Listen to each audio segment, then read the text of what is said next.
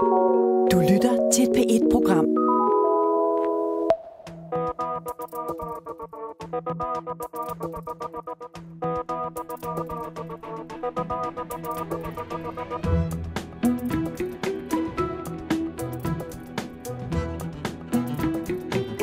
Apropos demokrati.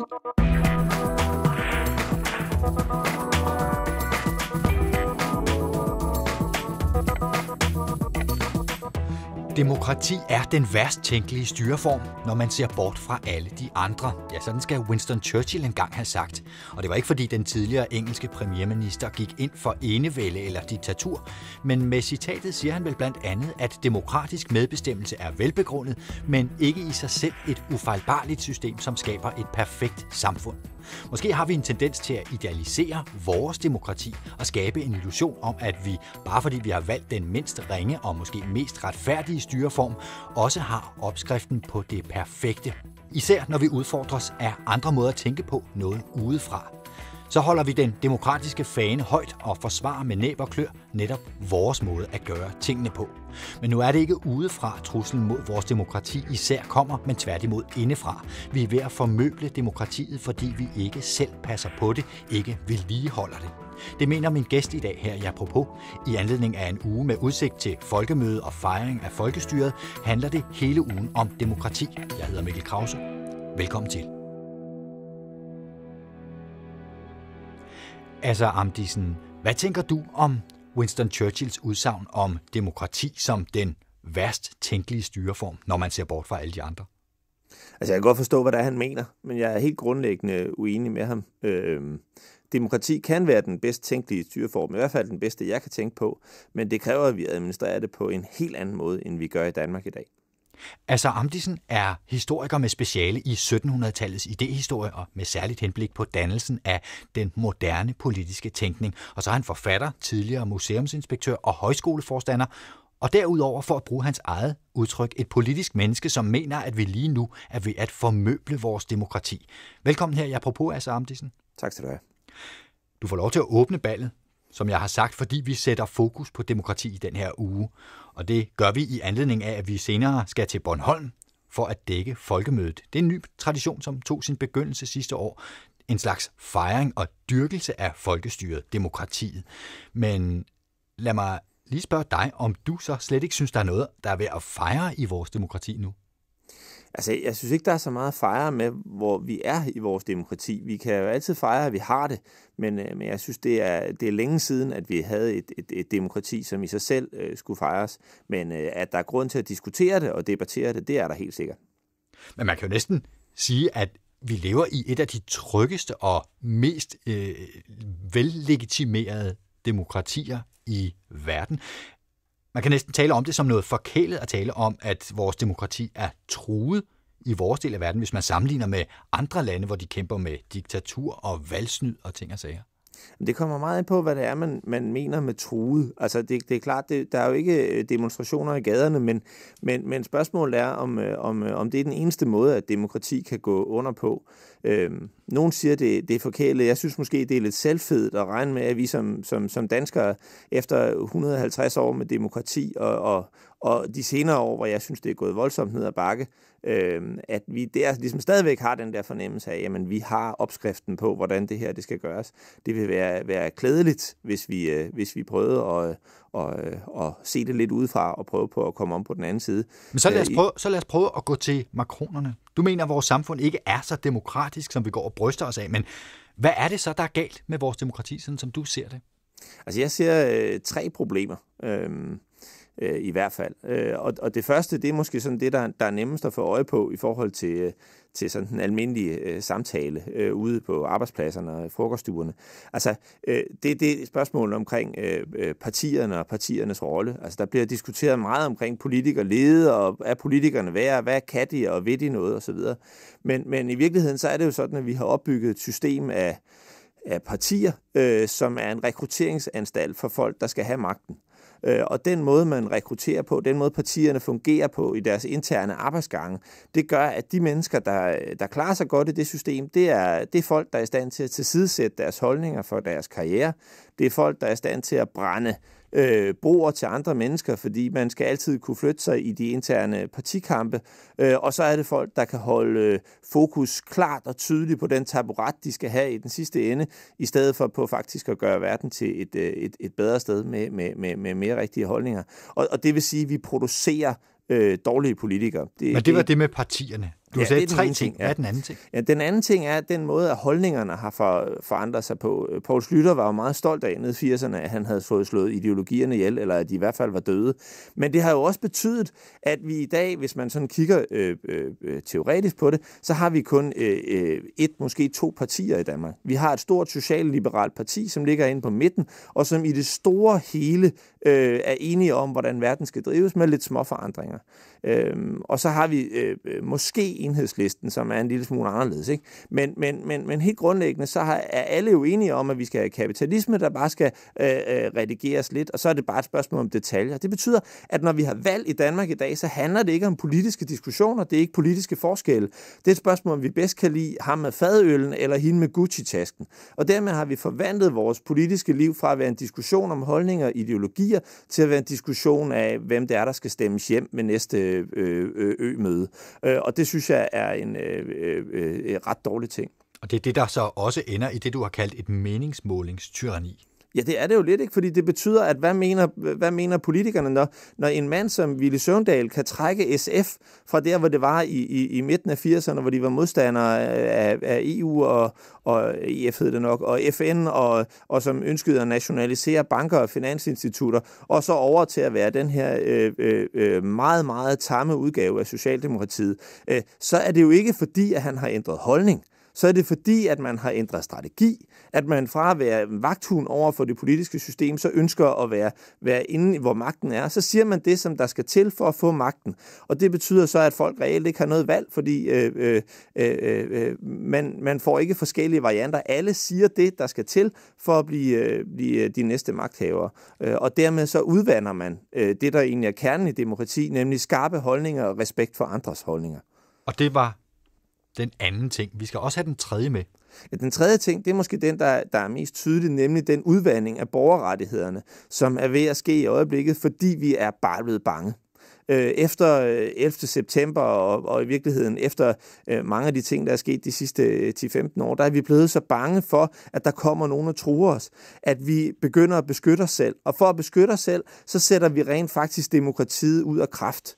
Når vi tillader overvågning, når vi tillader fængslinger uden dom i længere tid, og når vi indfører en paragraf i forbindelse med terrorlovgivningen, hvor vi faktisk åbner op for, at man kan få folk i fængsel, ikke fordi de mener noget, eller fordi de er ved at gøre noget, men fordi de har en holdning til et bestemt spørgsmål. Altså Abu Laban blev jo sat i fængsel, jævnfør terrorlovgivningen, ikke for noget, han havde gjort, men for det, han mente.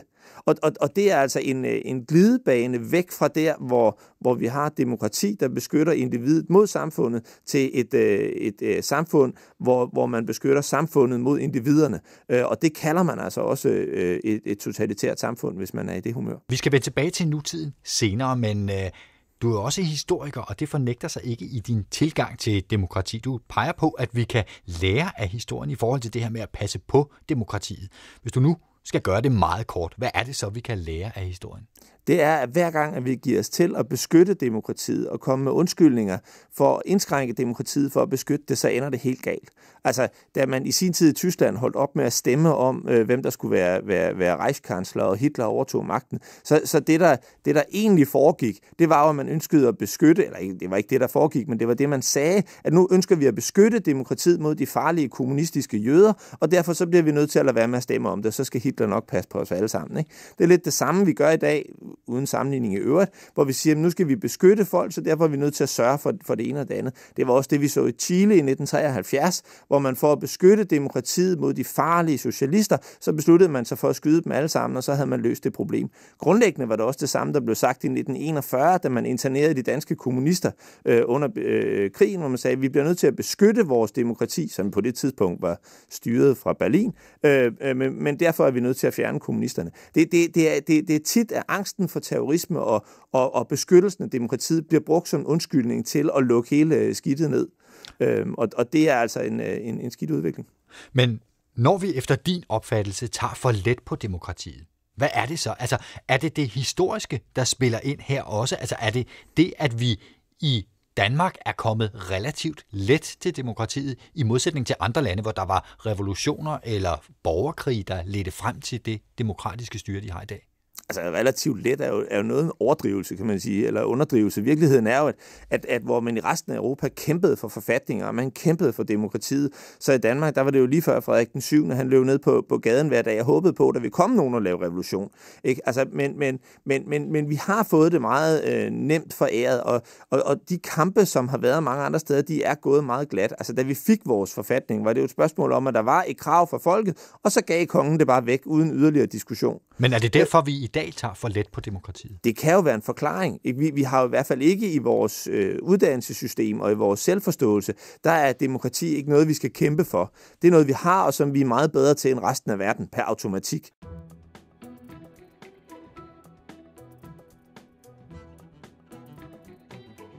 Det handler om demokrati i denne uge i Apropos i anledning af, at vi senere på ugen sender fra Folkemødet på Bornholm. Det er en ny tradition, som er opstået. Den tog sin begyndelse her i Danmark sidste år og er en slags fejring og dyrkelse af folkestyret, demokratiet. Min gæst i dag er historiker Asser Amdisen, der mener, at vi lige nu er ved at formøble vores demokrati, sætte det over styr. Asser Amdisen, du siger blandt andet, at vi skal huske, at demokrati ikke er gratis. Det er noget, der kræver ofre. Hvad er det, der kræver ofre i demokratiet, for at det ikke skal forvitre af sig selv? Jamen det er, at vi aldrig kan vide os sikre. Det er, at vi i et demokratisk samfund, altså et meget godt eksempel er jo hele den her terrorproblematik, hvor nogen flyver nogle flyvemaskiner ind i et hus over New York, og det er ikke, fordi jeg på nogen måde vil forsvare en så dybt tåbelige ting at gøre, men nogen trussel mod det vestlige samfund er der jo ikke tale om, og alligevel så lukker vi fuldstændig til. Hvis man nu i stedet for havde sagt, at vi kan ikke undgå, at folk får mulighed for at gøre det her, og det, at det er muligt at gøre det, det er det offer, vi er nødt til at bringe for at bevare vores værdier. Så havde det været en demokratisk måde at handle på. Men i stedet for, så lukker vi af, vi laver muligheder for at lokke folks mobiltelefoner, og vi sætter specielt fokus på bestemte befolkningsgrupper. Og den der måde at forsvare det på, vi kan aldrig være sikre i et demokrati. Men det er jo samtidig også et forsøg på at skabe et effektivt samfund, hvor ingen kan begå alvorlig kriminalitet, hvor ingen kommer til skade på grund af terrorangreb, men også selv mindre ting, hvor ingen snyder systemet, for eksempel i forbindelse med velfærdsydelser. Jo, og det kan vi godt opnå. Vi kan godt opnå et samfund, hvor ingen snyder, ingen gør noget ekstraordinært, og ingen opfører det som trussel. Men jeg tror dybest set, at vi kan ikke gøre det, uden at sætte vores grundlæggende frihed over styr. Vi kan godt lave et system, hvor kommunerne de tjekker alle dem, der påstår, de er skilt for at finde ud af, om de er det. Og så kan vi måske spare 5 ekstra tilskud til børnehaver et eller andet sted. Men i og med, at vi gør det, så accepterer vi også, at den enkelte menneske bliver nødt til at indstille sig på, at min tilværelse, det er et anliggende for mig og staten. Og så har vi i Danmark, det har undersøgelser jo også vist en grundlæggende tillid til staten.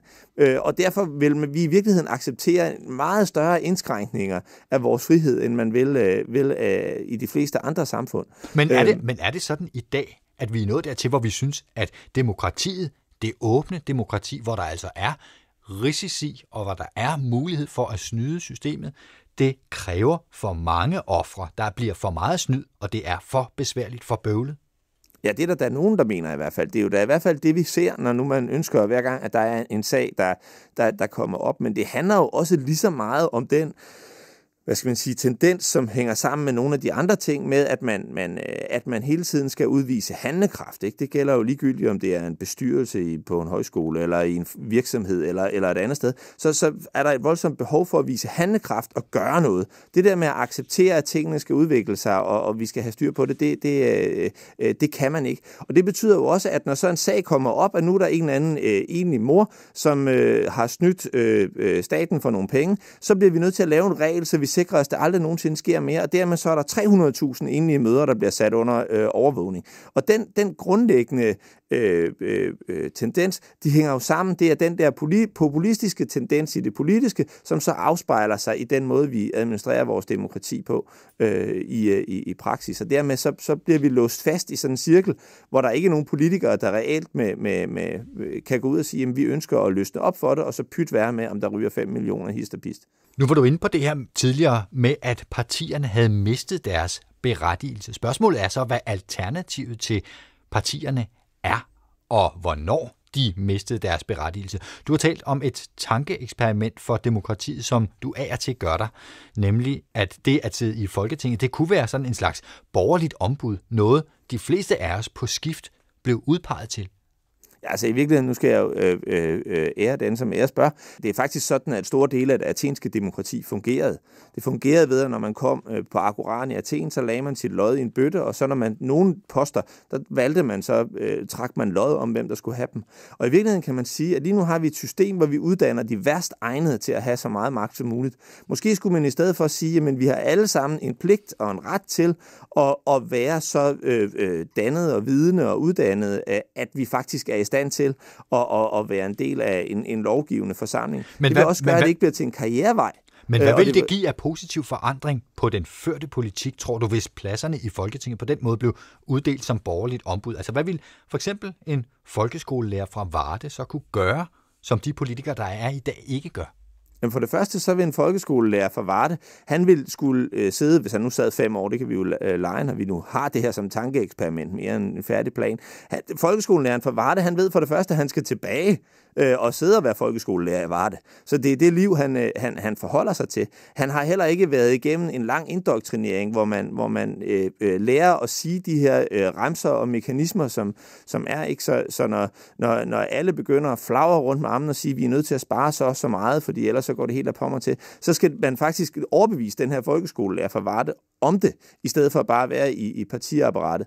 Og så det ikke at have været i partiapparatet vil også gøre, at det er noget, man bliver nødt til at tage mere alvorligt. Og så er der også det ved det, at den folkeskolelærer fra Varde skal ikke genvælges. Så det, der er hans målsætning, mens han sidder og skal være folketingsmedlem, det er ikke at appellere til den laveste fællesnævner, men derimod forsøge at gøre samfundet som til et bedre sted at være. Og hvis jeg lige må sætte en krølle mere på, det handler nemlig ikke kun om, hvad det vil gøre ved den folkeskolelærer fra Varde, der sidder derinde. Det handler også om, hvad det gør ved hans kolleger, som er opmærksom på, at faktisk kan det en dag være mig. Jeg er en del af det. Jeg er en del af det her demokrati. Jeg kan godt være den, der ender med at skulle tage de afgørende beslutninger. Det er også lige så meget et spørgsmål om, hvad det vil gøre ved dem. Når det er sagt, så er det altså ikke fordi, at jeg lige nu her har en færdig plan, vi kan banke på bordet og sige, så skifter vi det hele ud. Der, hvor jeg for alvor tror, at det her det kan være nyttigt i første omgang, det er jo et spørgsmål om at sige, jamen, hvis vi prøver en gang at tænke på et alternativ til demokrati, en anden måde at gøre det på, end det vi gør i dag, uden nødvendigvis at sige, at så skal vi have folk til at marchere ind i med sorte støvler som det eneste alternativ, så kan vi måske være i stand til at udvikle det, vi har på en fornuftig måde. Men stadigvæk så tror jeg, at der kan argumenteres langt hen ad vejen for, at det andet system vil være bedre, i hvert fald end det, vi har nu. Det er altså den mindst ringe styreform, om jeg så må sige. Men hvordan vil du selv have det med den form for borgerligt ombud? For du har jo selv været politisk aktiv på venstrefløjen. Ja, det har jeg. Og personligt vil jeg da synes, det var vældig sjovt at få lov til. Men man kan sige,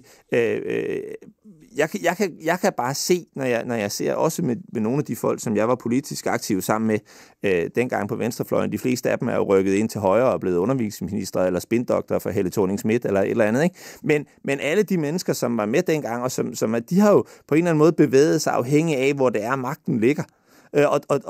Og sådan nogen som os, som vi var nede i 80'erne, unge, ambitiøse, meget begavede, retorisk dygtige og alt muligt andet, at sådan nogen som os ville det være dødsensfarligt at overlade al magten til. Og den tanke generer mig lidt, fordi det er faktisk sådan nogen, der har fået magten.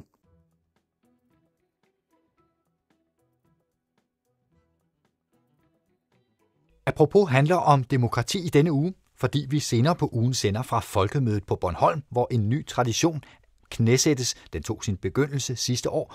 En slags fejring og dyrkelse af folkestyret, demokratiet. Det er Folkemødet. Min gæst er historiker Asser Amdisen, som mener, at vi lige nu er ved at ødelægge vores demokrati indefra. Asser Amdisen, et er, hvordan vi indretter os med demokrati herhjemme, men demokrati er jo mange ting. Og hvis man ser ud i verden, så udlægges det jo på mange måder. Er det den bedste form, vi har her, hvis man sammenligner? Ja, det ved jeg ikke. Altså, jeg er ikke den store ekspert i, hvordan det bliver gjort i mange andre lande. Jeg tror, at de fleste steder har man problemer i det, fordi helt grundlæggende, så demokrati er jo det moderne vestlige repræsentative demokrati er jo en historisk sammenhængende størrelse. Altså, det starter jo i USA i 1770'erne, og så Frankrig i 1780'erne, og så fra Europa i 1850'erne, og så breder det sig ud derfra. Og mange af de nye demokratier, der er kommet til, er jo nogen, der er blevet, mere eller mindre påtvunget fra vestlig side. Så alle de her demokratier har jo grundlæggende den samme oprindelse, og derfor har de jo også mange af de fælles problemer. Derfor tror jeg, at man mange steder vil have gavn af at prøve på at tænke det omvendt. Men det er ikke sådan, at jeg vil idealisere det amerikanske demokrati. Det er bare meget anderledes. Jeg tror ikke, at der er en idealform endnu, men det skal der ikke afholde os fra at lede efter en. Men man kan vel næsten tale om to demokratiske poler, eller to måder at tænke demokrati, der står over for hinanden, nemlig det repræsentative, som vi også kender herhjemmefra, men som kan drives endnu længere ud i sit ekstrem og blive til sådan en elitært demokrati, hvor vælgerne sådan set bare har at holde mund, når først de har opstillet og valgt kandidaterne, så skal de nok selv tage sig af og føre politikken indtil næste gang, der er valg. Og så er der det, vi hylder i Danmark. Demokrati er samtale, det er en livsform, som Hal Koch blandt andet har lært os det. Og den danske måde, altså deltagerdemokrati, smager jo lidt mere af det direkte demokrati, som vel så er den anden pol. Ja, altså helt direkte skulle vi jo så i virkeligheden være med til at tage beslutningerne alle sammen. Man kunne også sige, at det er den ultimative demokrati, det er den enkelte person selv, der i sit eget liv træffer beslutningerne om, hvordan det skal være. Og så bliver det til sådan en liberal variant. Men nu bruger du hele den der beskrivelse af det danske demokrati som med udgangspunkt i Hal Koch og i virkeligheden jo så også af Grundtvigs demokratisyn, som handler om, at vi er samtale, vi er med i det alle sammen, det er deltagende osv. Men er det virkeligheden? Ja, på en måde kan man vel godt oversætte meningsmålingstyranniet til en slags tillempelse til noget af det, du efterlyser, nemlig det her direkte demokrati. Altså, at man rent faktisk tager bestik af, hvad folk mener, og så fører man politikken derefter.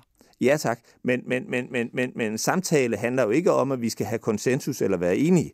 Og det er det, der er problemet med meningsmålingstyranniet. Det er jo, at vi alle sammen ender med at have den samme holdning, fordi at man hele tiden farer hen.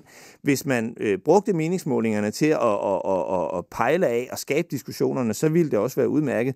Altså, der er jo den der traditionelle udsagn med, at der findes flere forskellige former for løgn, og statistik er en af dem. Ikke? Altså, og vi ved jo alle sammen, at hvis man spørger på den rigtige måde, kan man få de svar ud af det, man gerne vil have. Og der er det jo, altså hvad skal man sige, der tror jeg ikke, at meningsmålingerne giver et egentligt billede af, hvad det er for nogle problemstillinger, som er. Og under alle omstændigheder, så er meningsmålingdemokratiet, og det er en måde, hvor den befolkning er passiv. Og det er der, hvor den clasher for alvor med Grundtvig og Hal Koch. Så er der 1200 mennesker, der skal tage telefonen og svare på nogle spørgsmål, og så har vi alle sammen gjort vores pligt. Og hvis demokrati skal fungere på den gammeldags måde, hvor Grundtvig han snakker om det, så kan det simpelthen ikke nytte noget af alle danskere, de opfatter det som dem, der laver politik. Det har nogle andres ansvar. Når der falder en bombe et sted i Libyen, og der er nogle civile, der dør, så er det ikke deres skyld. Så er det den enkelte danskers ansvar, for vi har været med til at anbringe de mennesker der, hvor de sidder der bestemmer noget. Og det er den der med at påtage sig ansvaret for demokratiet, det er det, der bliver holdt ude i den meningsmålingstyranniet og i det repræsentative demokrati, som vi er i. Og det er der, at Hal Koch og Grundtvig, de misser noget. Hvis nu vi kunne få sendt alle unge mennesker på højskole, så ville vi heller ikke være der, så ville det for øvrigt også gøre meget andet godt. Men hvis vi kunne nå derhen, så kunne vi måske få skabt den bevidsthed. Men i en verden, hvor uddannelse handler om hurtigst muligt at kunne komme til at tjene så mange penge, man kan købe sig en Mercedes, så har vi altså misset den tilgang til dannelse og dermed også til demokrati. Så det kan vi godt snakke om og holde festtaler hvert år på Grundlovsdag, men det er jo ikke det, vi gør. Det er bare det, vi drømmer om. Det bliver de sidste ord fra min gæst, historiker Asser Amdisen. Du skal have tak, fordi du var med her i Apropos. Velbekomme. Du var mere demokrati i morgendagens Apropos. Der skal det blandt andet handle om Hal Kochs tanker om demokrati, som vi også kort var inde på. Hal Koch var en fremtrædende politisk og kulturel debattør, som under og efter besættelsen nærmest havde kultagtig status. Men var hans vision om demokrati som livsform en utopi? Hør mere i morgen. 15:30 her på P1. Det var Bettina Olsen, som havde tilrettelagt, og her ved mikrofonen er det Mikkel Krause, der siger tak, fordi du lyttede med. Vi høres ved.